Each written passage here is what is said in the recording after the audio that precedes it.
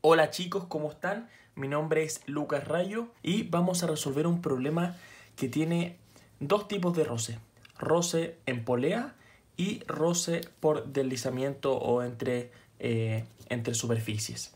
Un embalaje de madera tiene una masa de 50 kilogramos y descansa sobre una superficie de madera. Entonces acá tenemos una superficie de madera y un embalaje de madera. Por lo tanto, el roce que se va a producir entre estos dos cuerpos, el roce estático, vale 0,25. Si la probeta de hormigón tiene una masa de 4 kilogramos, determine la fuerza de fricción del embalaje y verifique si este se mueve o se vuelca. El coeficiente de fricción estática entre la cuerda y el cilindro que está acá arriba es de 0,3. Primero vamos a hacer un análisis del problema. ¿Qué pasa si la masa A vale 0? Bueno, esta cuestión va a bajar sin problemas. ¿Qué pasa si la masa A es muy grande? Bueno, no se va ni mover. ¿Qué pasa si la masa de 4 kilogramos vale 0? Bueno, esta masa no va a sentir fuerzas. ¿Y qué pasa si es que esta masa es muy pesada? Bueno, va a bajar. Con ese análisis nosotros nos estamos dando cuenta que solamente esta masa puede bajar,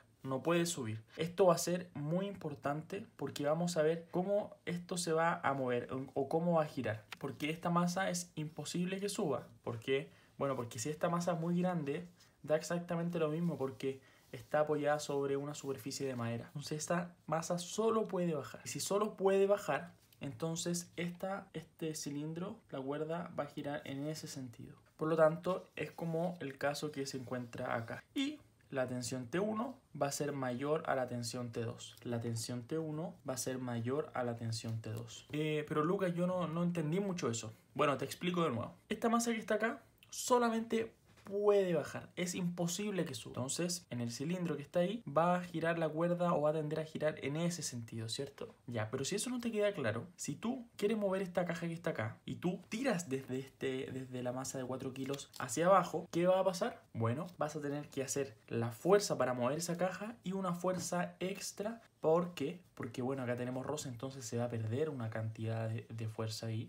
Entonces la tensión T1 debe ser mayor a la tensión T2. Bueno, nuestro objetivo es saber si es que esta masa o este embalaje se va a desplazar o va a volcar, ¿cierto? O va a girar. Entonces hagamos un DCL de la caja. Aquí tenemos ya nuestro DCL. Tenemos la tensión T2, que es desconocida, que es la que actúa en ese sentido hacia allá. Tenemos el peso de la caja, que es de 490 newton.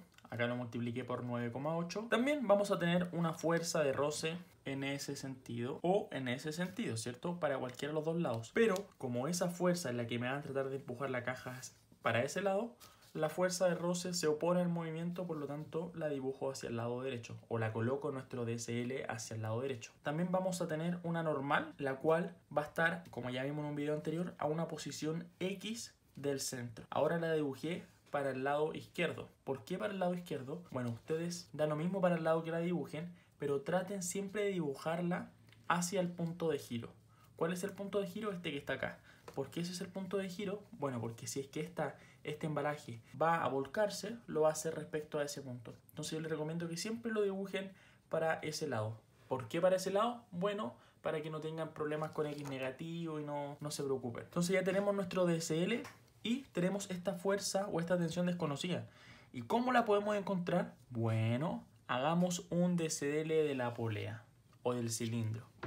Entonces acá, para conocer la tensión o la fuerza T2, vamos a hacer el DCL. Y recuerden que ese ángulo vale 90 grados. Ese ángulo vale 90 grados. Este es conocido que es de 36,9. Y utilizando geometría, llegamos a que el ángulo vale 126. Pero lo dividimos en 180 y lo tenemos en radianes, que es 0,705 pi. Tenemos la fuerza acá de 39,2 newton, la cual la calculé multiplicando esta masa de 4 kilos por 9,8 y recuerden, va a girar en ese sentido, por lo tanto utilizamos esta fórmula. T1 correspondería a 39,2, T2 es desconocido, Euler elevado al coeficiente que es 0,3 por el ángulo que es de 0,705 pi, ya lleva el ángulo. Entonces reemplazando llegamos a que la tensión vale 20 2,17 newton. Ahora que ya tenemos esa tensión, ya es conocida, podemos hacer equilibrio de este cuerpo y hacemos exactamente lo mismo que en los videos de roce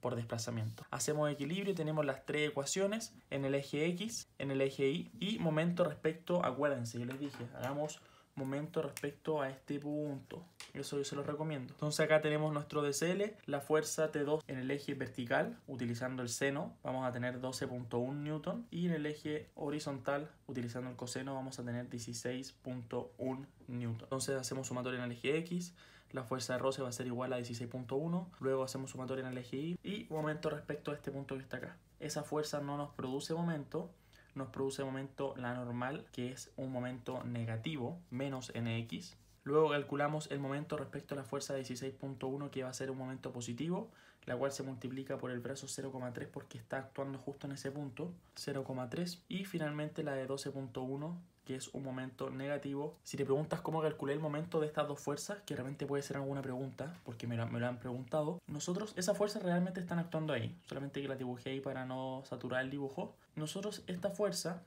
que es la horizontal, nosotros la podemos trasladar a este punto que está acá y no se nos va a generar ningún momento. ¿Por qué no? Porque al trasladarla a las líneas paralelas, el brazo entre las líneas paralelas, si yo dibujo esa línea paralela y esa línea paralela, el brazo entre esas líneas es cero. Por lo tanto, mover esa fuerza de ese punto a ese punto no nos genera ningún momento. Y exactamente lo mismo para esta fuerza de 12.1. Nosotros podemos agarrar esta fuerza y moverla hasta este punto que está acá.